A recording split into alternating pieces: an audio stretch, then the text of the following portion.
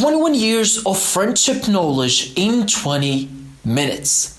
For the past 12 years, I have been to so many friendships that I realized that it all comes down to one principle.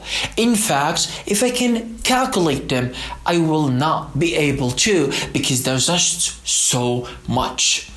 And today I promise that after this video, you will understand clearly how to make anyone your friend and also how to choose your next friend and evaluate if your current friendship is worth it or not. And the way that I'm going to do it, I'm going to give you the story, I'm going to give you the lessons, and I'm going to give you a secret of mine. So it all started when I was young.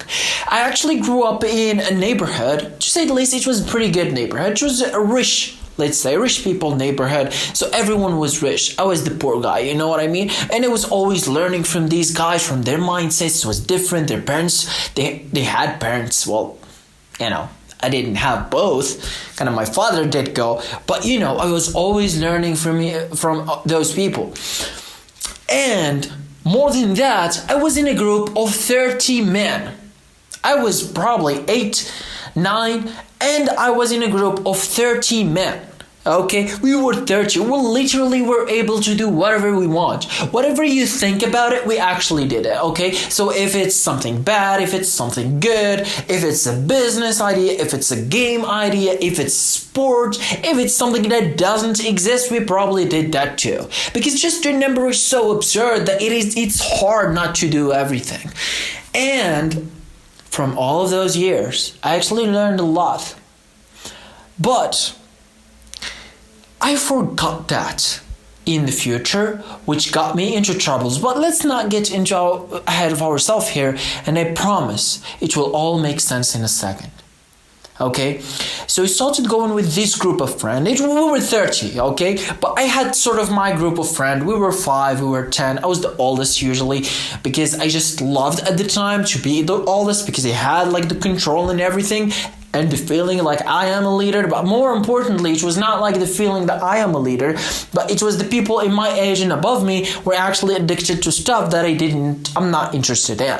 So people are doing all of the smoking, all of the stuff that I'm not gonna say, okay, the drug stuff. And I was like, you know what? I prefer to go with the group that are smaller and younger than me with 1, 2, 3 years, than go with the people that are in my age 1, 2 years ahead of me, but they are addicted to all of these different stuff. So for me, it was always better to just go with these guys. They're better, and also they know more technology than these guys. But later on, when I had the capability and I had the strong of a character that I really didn't give a fuck about what they do, and I know they will not affect me, I was like, just alright, sure, now I'm gonna upgrade myself to the bigger group. So this is not funny at all, okay? Because look, it all will make sense in a second. Because if I think there is one thing that every friendship must be built on, is this: it's loyalty. Those 30 people were not very loyal, okay? Most of them were just there because, look, it's better to be with 30 people than to be alone playing in your house. So you might as well go there and build your character and actually do stuff that are fun. Because look, it's hard not to be fun with 30 men, okay? But I first learned my lesson actually in my high school. Well, actually in middle school. Before that, I was in middle school, and for the first time, I was in literal school that most people were not from my neighborhood. You will say, okay, well, how does this will help me? It all will make sense. I promise. I was with these people that they were not like my people, you know? But they were the next neighborhood to us. So the only difference is that I was more of a target. Okay, so in so many cases, there's people that are bullying me. They're waiting for me to say something, so they all gather on me. In fact, this happened. So there was one guy in middle school. He had a girlfriend. There's one other guy with his friend that came, and he told him names. Okay, my guy, you know, we men. I just like we will not let that pass. He was like, you know what, I'm gonna go, and even that I'm gonna start a war, you're with me and let's go get them down. I was like, you know what, let's do it. We went to this group, and my guy just banged him, you know. I swear to God, in 30 seconds, there is at least 400 people that were surrounding us. And we were two, then we kind of like got to about 6 people, so people that he knew. And it was crazy. And then I understood the power of friendship. So power of friendship, it's not only friends, but it's really networking. So this is portrayed best in the book, the greatest book of all time, Rich and Grow Rich, Think and Grow Rich by Napoleon Hill, because he put an entire chapter about it. And if you have no idea about what I'm talking about, basically this guy who was hired by the richest man in the world, Carnegie at the time, he got hired to literally do studies for 22 years studying the richest men in the world. Right, including Henry Ford, Thomas Edison, and he also had that contact. And more than that, he spent literally 22 years just doing one thing. And he realized that one of the best principles and most important ones are mastermind alliance, as he called it, but it's really networking in another way, just to make it clear. Mastermind alliance is gathering people that have specified knowledge, so you exchange your knowledge. So I give you knowledge, you give me knowledge. So instead of me going, so even Steve Jobs said it, it's like the speed of a sum is faster than speed of everyone apart. You know, together. So let's say there is 5 people working together, they will go with X speed. If those 5 people, everyone is working on his own, and we calculated all of their speeds and we add it, then we see the sum, it will be inferior than X. It will be probably half X or third of X, because that's how it works. And this is the mastermind alliance. So it says, you know that quote, 1 + 1 = 11, but it's more in depth and really how you can use the most of it and not only get the knowledge, but also get the thought vibration. You already know, like this is something that I noticed myself. So about 1 year ago, actually about 5 years ago or more, I started reading or really learning about all these successful people that I know in my life, in my family, and also the people that are just successful overall. I realized one thing in the past year, actually about a year ago, I realized that one thing. If you do this one thing, I promise, your literal existence will change.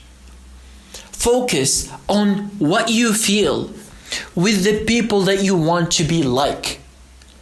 Remember that feeling and do whatever you can to get it on your own. It's different. Most people, look, if this sounds weird, I understand, right? 1 year ago, I'll be like, that's crazy, right? And that's what I said. But once I did it, I said, this is so real. It's more than what they do. It's more of how you feel with them.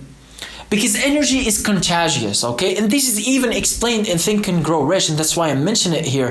Because it literally speaks about thought vibration as an energy. And he has all of these books. It's called The 16 Laws of Success.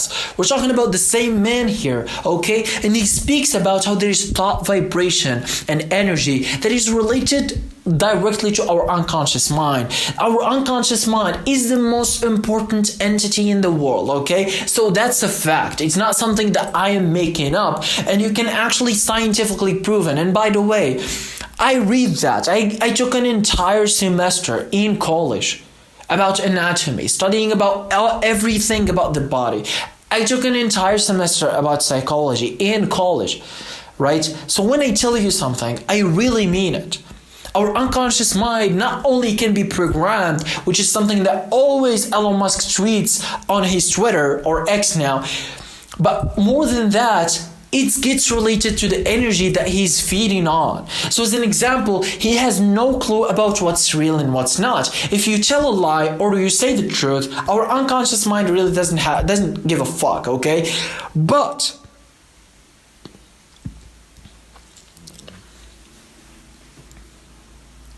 I spent 1 year trying to control my unconscious mind to find out that there is only one secret. Only one. Our unconscious mind does not feel or know the difference. It only knows one thing: thought vibration or energy. This might sound crazy because that's what I thought when I first heard about it. It's true.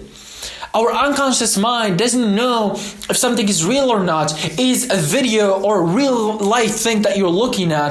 All what he knows is it positive or negative? Is it good or bad? And most importantly, which is also the main thought that is mentioned in the chapter of autosuggestion, and also like everything that is related to the unconscious mind, and also the other book, which is the 16 Laws of Success, is the only way to tap into unconsciousness. There is 2 rules. The first one is to train.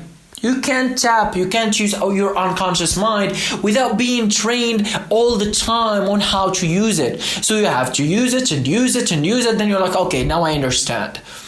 Okay, and the thing is that once you use it, you will not want to go back. And look, you want something more than that? I will give you. Your unconscious mind feel or feed on emotions. And look, this makes all the difference, because look, you think that you have so much logic and you're so smart and you have all of this reasoning and stuff like that, what's so not and what's not, but you can't really do much with it. No matter how strong is your reasoning, no matter how logically you talk to yourself or others, you have to mix emotions to tap into your unconscious mind and give it the energy and vibration. And look, if you don't understand, I'm going to explain it to you in a simple way. If you want to understand the entire chapter about autosuggestion, about unconscious mind, of the greatest entrepreneurial book of all time, Think and Grow Rich, hear this. When you have hints, inspirations, visions, all of them are from our unconscious mind. The only way to access them is by mixing emotions with what you want, with a strong desire, very strong, in fact, to make it happen. And this is the realm of all of the best artists in the world, the best musicians, the best inventors. Even 100 years ago, when Thomas Edison was doing, he was literally following this principle. In fact, he met Napoleon Hill, and Napoleon Hill was speaking to him. He was like, dude, I have this mental, unconsciously I do this meeting with a lot of people. It's called reference group. Reference group is the people that you think of before you do something. Good. But he was taking it to another level, which is he thinks about those people in real life, and he has meeting with them whenever he wants to make a decision. He's like, Thomas Edison, what do you think I should do in this situation? He's using unconscious mind. In fact, he says that he gets an accurate answer. And that was proven when one day Thomas Edison was acting weird in his unconscious mind, in his imagination. He said he sat down, he didn't say anything, and he was acting a little bit sus that day, okay? We're talking about Gen Z here. Which he's walking weird. And he gave him the advice of what he should do. Then he met Edison. And he confronted him. He said, look, I have this meeting, imaginary meetings that I do. And you did X, Y, and Z. You see what Thomas Edison has told him? He said, those are more real, or just as real as what you see. So just believe what you believe in. but this is a big deal. Thomas Edison is literally who made the lamps, okay? The whatever it is device that you're using is using LED. Yeah, that was Edison. He did 10,000 tries, literally 10,000 times to get one lamp. If you're not talking about some secret powers, then I don't know what it is. Now that we understand all of these topics, we understand that, look, there is more than this, okay? I'm going to give you something more important. Because look, all of this is cool, but it all will not work except if you do this one thing. And actually, look, I'm going to be honest with you. This stuff that I usually don't share with anyone because it's using my data. I analyze a lot. I analyze myself. I analyze my habits. I analyze what I do, what I think.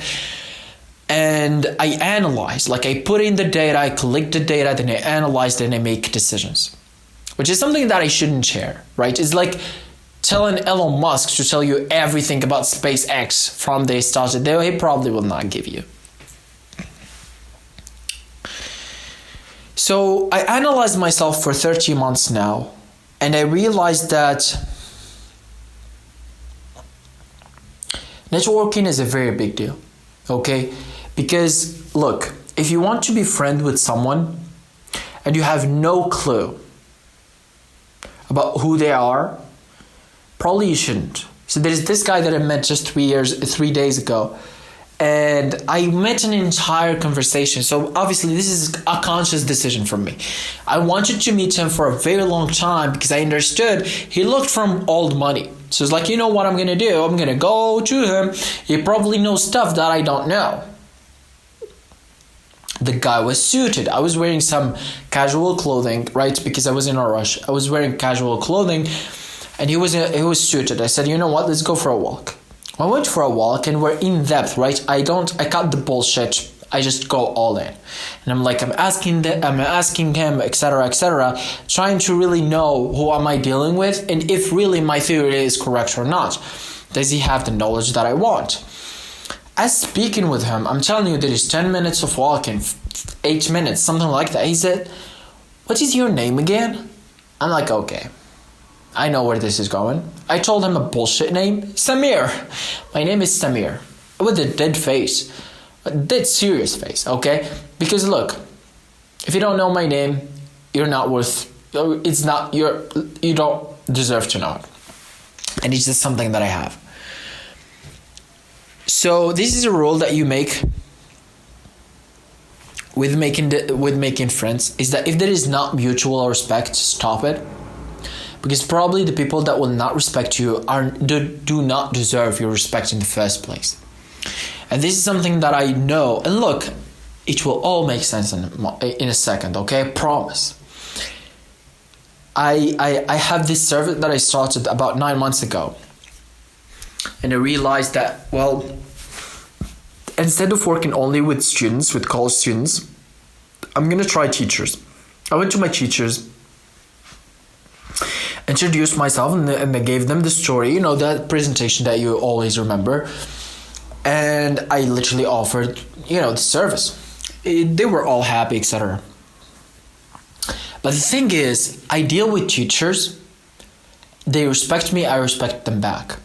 Today, I talked more with my teacher than I talked with,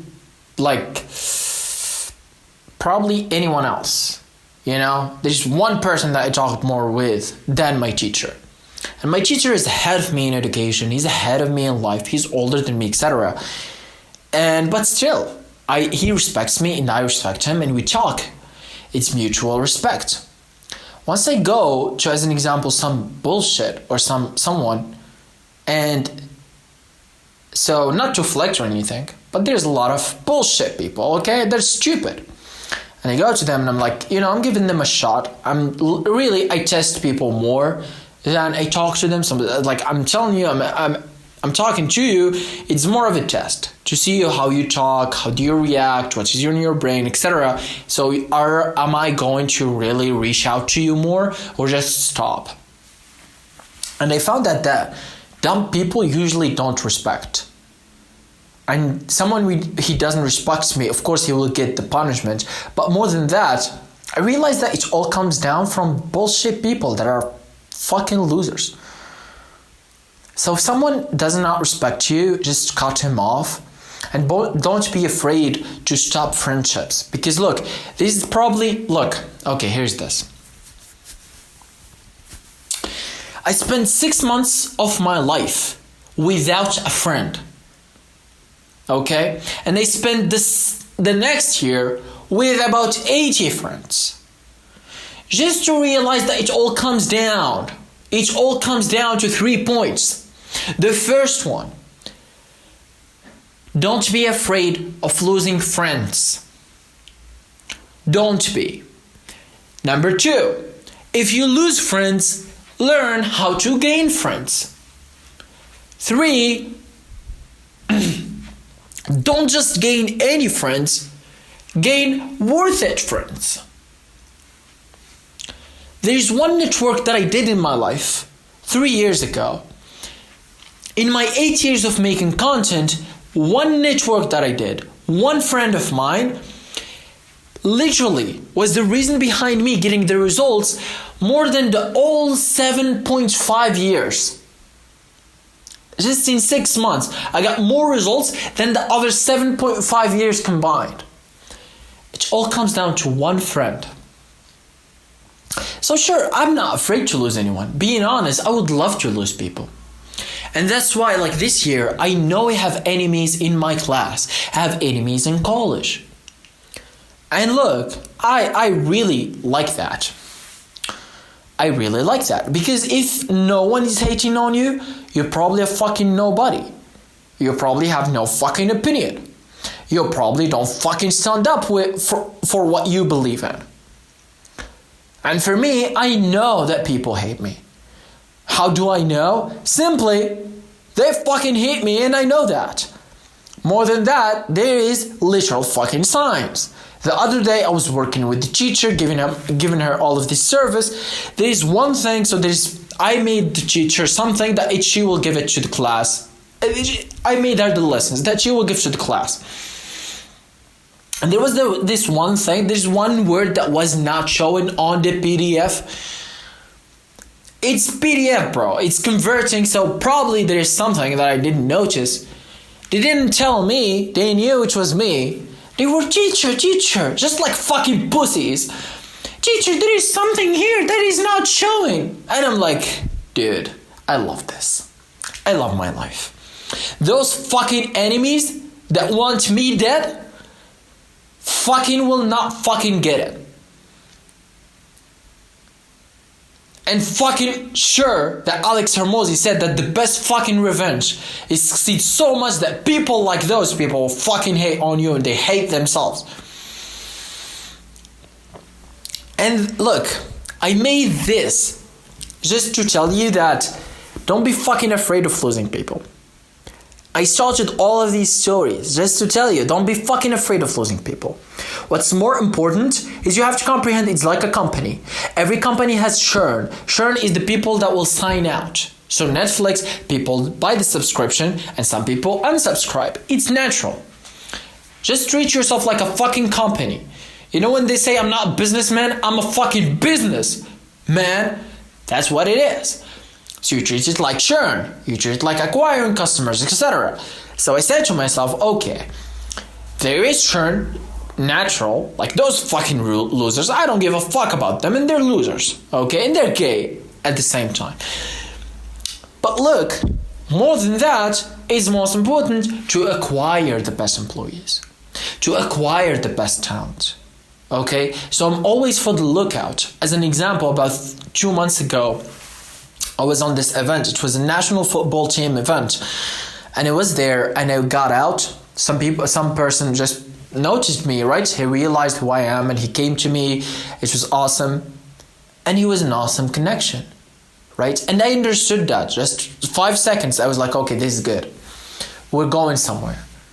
But I met about 100, 200 people that day to find one. It's literally a volume game. It's like sales. You're not going to go to anyone and anyone will want to buy from you. You're probably going to go for 100. From that 100, you could get one, etc. And it goes on, the list goes on. It's like that. Don't expect, like if your class has 100 people, expect one of them to be good for you, to be suitable for you. Sometimes it's not even that. And don't hate yourself for that. It's actually most times it's good. Because that means your standards are so high. And the higher your standards, because look, the bullshit guys don't give a fuck about your standards. Okay? But the guys that you want to be friends with, they give a fuck about your standards. So you have to think of yourself that is the price that I'm paying to get the good friends. And sure, if I have to spend the literal break time, that 20 minutes reading fucking books that will help me improve my fucking situation, I will do that any time of the week. Instead of going with literal fucking something that will affect me badly. But on the other hand, I'm fucking always for the lookout to find that guy, or just if one person is fucking good, it's all what it takes. I told you. My story, it's my data, bro. It's not something that I read on fucking some Google website or research. It's my data.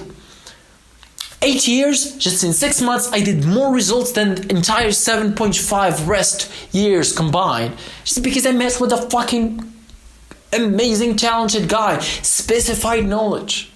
And I was too. So it's kind of like we were partners. For 6 months, we did an amazing job. For me and for him. So it's more of a collaboration. And that's really what you want. And he just had other plans. He went to Europe, and that happens too. Because that's churn. I told you.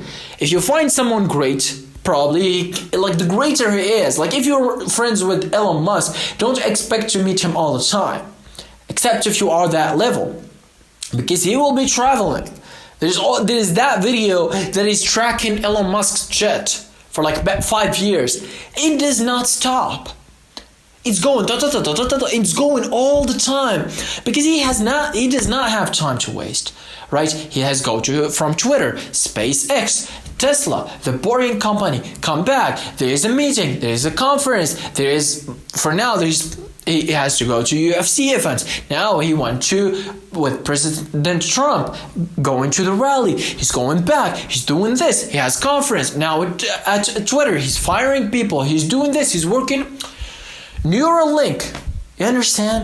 And all of these people, all of these projects are very away from each other. So it's not as if like they're all in Texas or they're all in Silicon Valley or they're all in one place. They're actually moving all the time. And you must just accept this. The higher you will go with friends, the harder are they to get, and the higher your standards must be. So it's like the price. You will lose people to gain people. And if you're going to lose 100 to gain one fucking motherfucker that is good, that will make the rest of your life better, so be it. I'll make that trade any day of the fucking week. As I promised, what you've seen here, you can never unseen. Just with this information, it's not some bullshit that you will just get and keep in your mind.